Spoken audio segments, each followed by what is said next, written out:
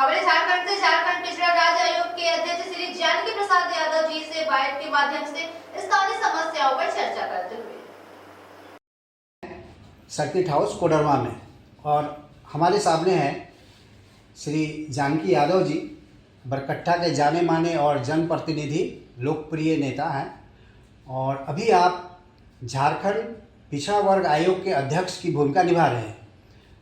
अपने कर्तव्य निष्ठा के लिए और अपने संघर्षशील जीवन वृत्ति के बाद आपने इस जगह को पाया है। इसी से इनके संघर्ष को और इनके कर्तव्य निष्ठा को इसी से आप समझ सकते हैं कि सर्किट हाउस में आने के बावजूद और जन समस्याओं को लेकर सभी लोगों से सुबह से ही मुलाकात कर रहे हैं। इसी क्रम में हमारी बात जानकी जी से हो रही है। हम जानना चाहेंगे जानकी जी, आपको तो पहले बहुत बहुत बधाई कि आप इतने अच्छे ओहदे पर रहकर और आप जन समस्याओं को सुन रहे हैं। हमारे झारखंड जर्नलिस्ट एसोसिएशन के लिए की तरफ से आपको बहुत बहुत बधाई। यहाँ रुक कर और जन समस्याओं को सुनना और उनके समस्याओं को समाधान की ओर ले जाना, ये प्रवृत्ति कैसे विकसित हुई आपने? धन्यवाद। सबसे पहले आप सभी लोगों को आज के इस सुबह के समय में बहुत बहुत बधाई देता हूँ कि आप सभी लोग यहाँ पहुँचे और ऐसा अवसर, ऐसा मौका आप लोगों ने दिया।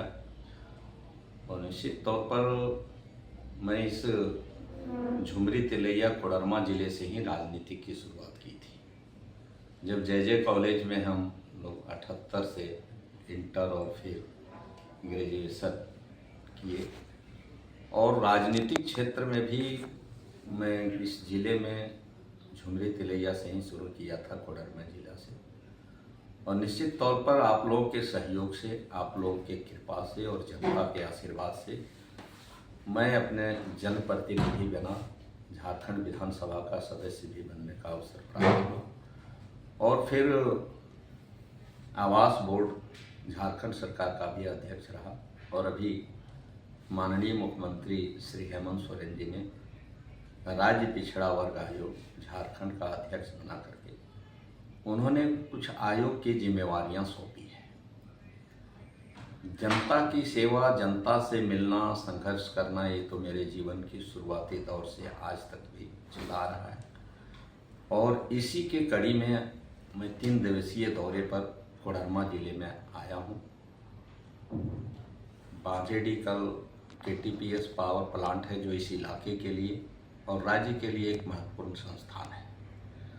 लेकिन इस इलाके के जयनगर और छिंदवाड़ा के लोगों ने 2280 एकड़ जमीन, वहाँ उपजाऊ जमीन DVC को दिया था, जहाँ एक फेज पहले से ही बन चुका है और सेकेंड फेज में भी काम चल रहा है।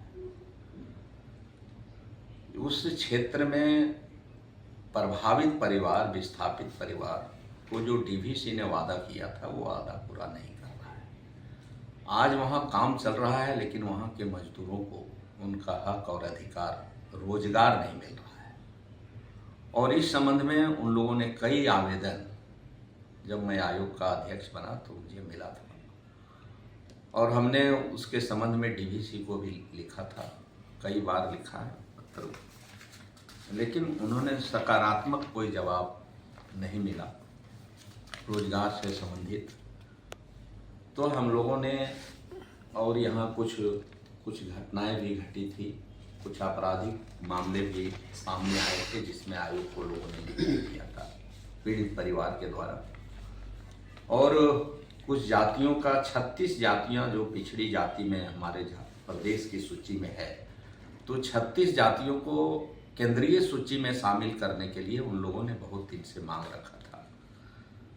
हम लोगों ने एक प्रस्ताव केंद्र को भेजा था, लेकिन केंद्र ने उसे वापस लौटा दिया कि पुनः माननीय सर्वोच्च न्यायालय के न्याय आदेश के आलोक में उन्होंने कहा है कि पुनः इन जातियों का स्वयं समीक्षा करके और तब प्रतिवेदन को दें। तो हम लोग आए तो सबसे पहले डोमचांच गए, और डोमचांच में उस चासा और चासियार जाति का में बैठक किया। खंडपीठ पूरी आयोग की